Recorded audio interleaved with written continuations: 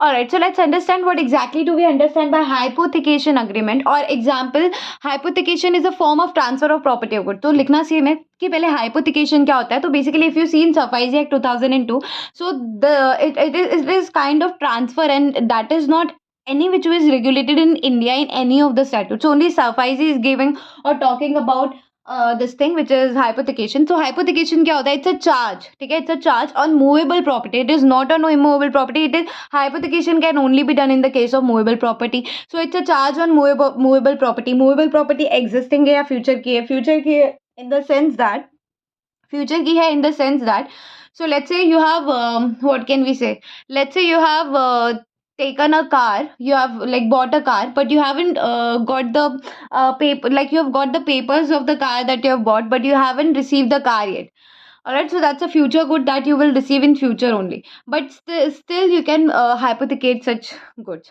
You understand that you have bought it, you have the receipt of it, you have the papers of the car, and the car has not come yet in your house. Still you can hypothecate that, because when you're hypothecating the car, or as the case maybe any movable property, sorry, so you do not have to deliver your car to the whatever he have the सामने वाला person. You don't have to do that. You don't have to deliver your car to that person.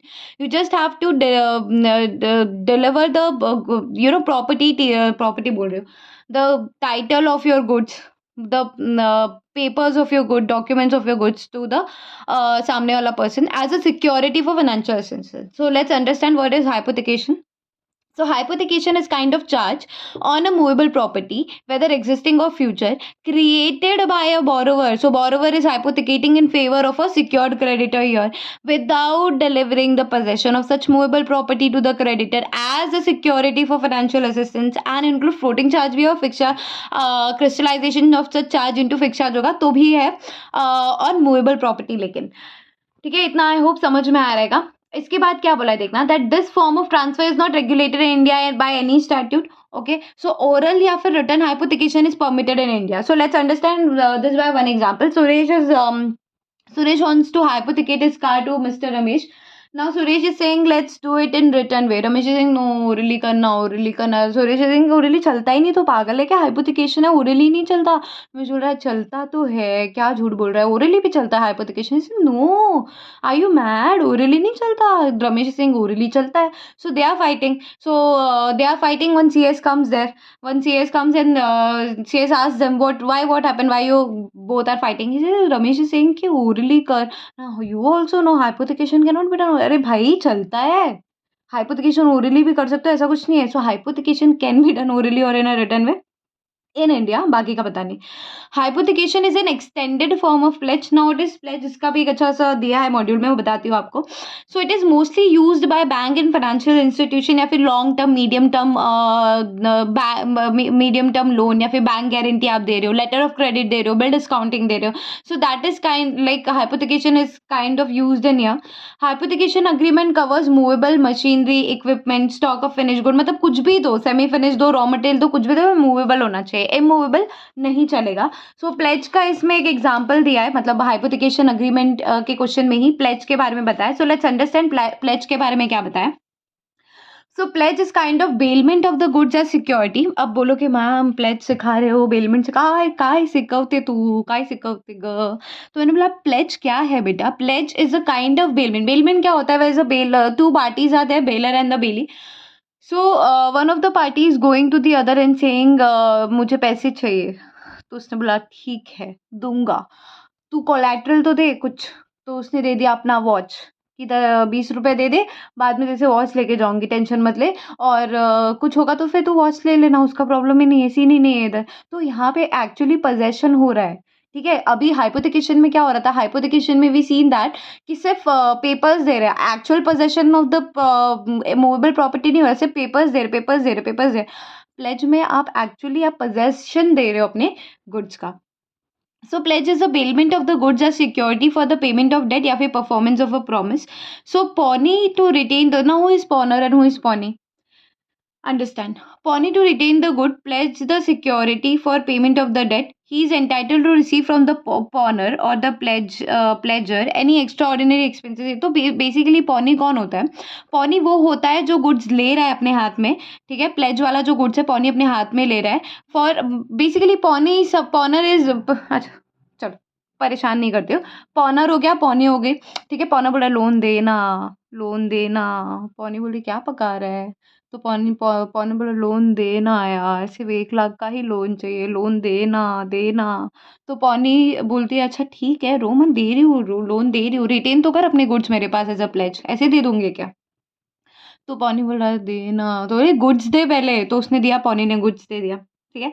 So Pauni to retain sorry पॉनर ने अपने goods दे दिया पौनी को, तो पौनी क्या करेगी, वो रिटेन करेगी जो भी गुड्स एज अ प्लेजमेंट उसके पास आया है, ठीक है? He is entitled to receive from the pawnor any extraordinary expenses he incurs for the preservation of the good pledged with him. So let's से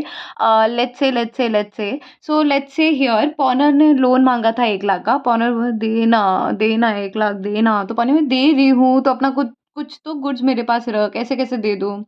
तो लेट्स से उसने दे दिया अपना, कोई ऐसी चीज़ बताते ना जिसपे एक्सपेंस भी रहे।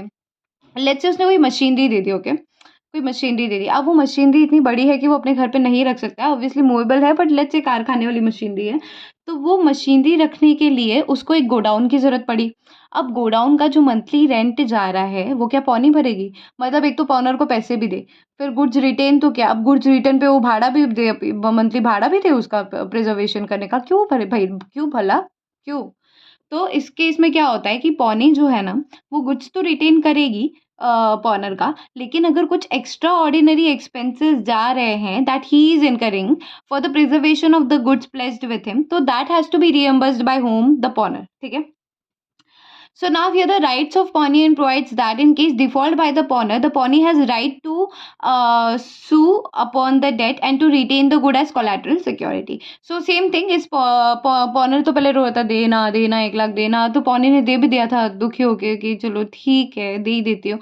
अब पॉनर जो है नाटक कर रहा है, डिफॉल्ट कर रहा है, तो पौनी क्या करेगी? पौनी के पास राइट है कि वो उसके गुड्स को सू कर सकती है, सू करके बेसिकली अपना गुड्स जो है एज अ कोलेटरल सिक्योरिटी अपने पास रख सकती है, सेल भी कर सकती है after reasonable notice of the intended sale to the pawnee.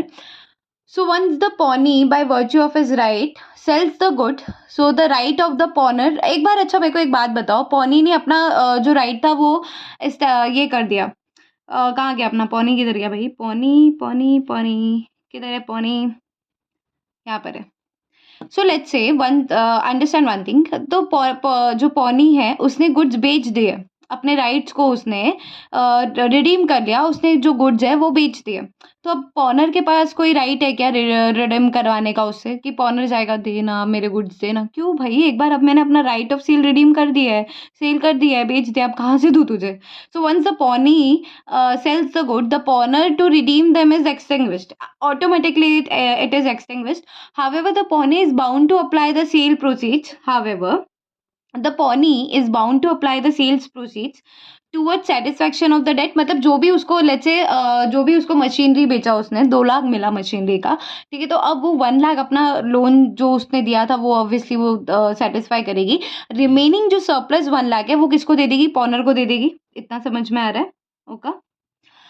Now pawnee जो है files a suit for the recovery of debt through, though he is entitled to retain the goods he is bound to return, क्या बोला? Pawnee files a suit for the recovery of debt though he is entitled to retain the goods he is bound to return them on payment of the debt, की payment कर दिया तो goods दे देगी। The right to sue on debt assumes that he is that he is in a possession to the right to sue on debt assumes that, कि right to sue कब assume होगा, मतलब आपका जो राइट है ना सू करने का, वो कब कब आएगा बेसिकली पिक्चर में? मान लो आपने जो गुड्स आपको रीडिलीवर करने थे पॉनर को, आप वो पोजीशन में ही नहीं हो कि आप उसको रीडिलीवर कर सको वो गुड्स को, और अब आप राइट टू सू कर रहे हो, तो राइट मिलेगा क्या सू करने का? नहीं मिलेगा।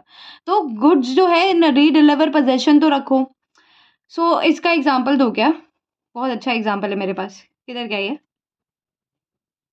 Is bound to payment of the debt so on the, अच्छा देखना इसका बहुत अच्छा एग्जांपल देती हूँ।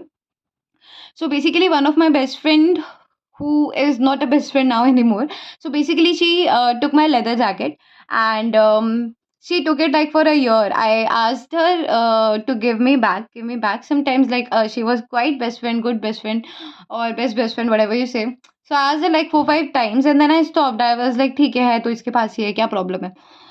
Now, when she actually gave me, I had to go somewhere. I had to go to like Manali, and I asked her like, can you give me a jacket? I really want to go. So what she did, she gave me a jacket which was genuinely not in a redeliverable position. इससे मुझे याद है redeliverable position में नहीं था. I don't know मतलब why didn't she feel any shame to return that back, because that was literally चथड़ा हो गया था, पता है पूरा इतना गंदे पोजीशन में था that even I couldn't even see that jacket, and that jacket was precious to me because I had taken it for my birthday. So any which ways, that is, so that was not in a redeliverable position. So let's say वो surety वो है, ठीक है, मैं पॉनर हूँ, वो और वो पौनी है. अब जो गुड्स है ना वो redeliverable पोजीशन में ही नहीं है, वो जैकेट का चितड़ा कर चुकी है. ठीक है, अब वो बोल रही है मैं राइट टू सू है मेरे पास, तेरे को सू करूंगी, सू कर मैं भाड़ में जा, गुड्स तो देख redeliverable पोजीशन में ही नहीं है, कहाँ से सू करेगी, कौन सा राइट, समझा? So if he puts himself in a position where he is not able to re-deliver the good, he cannot obtain a decree. Decree भी नहीं मिलेगी उसको. So the transfer of legal title in goods in case of hypothecation. अच्छा ये वही है, फिर hypothecation वाला आ गया. So this was exactly about pledge. क्या होता है प्लेज में, पॉनर पॉनी ये लोग का सीन रहता है. तो लेट्स से अगर प्लेज का भी कोई क्वेश्चन आता है तो I hope now you would able to attend that. All right, bye for now.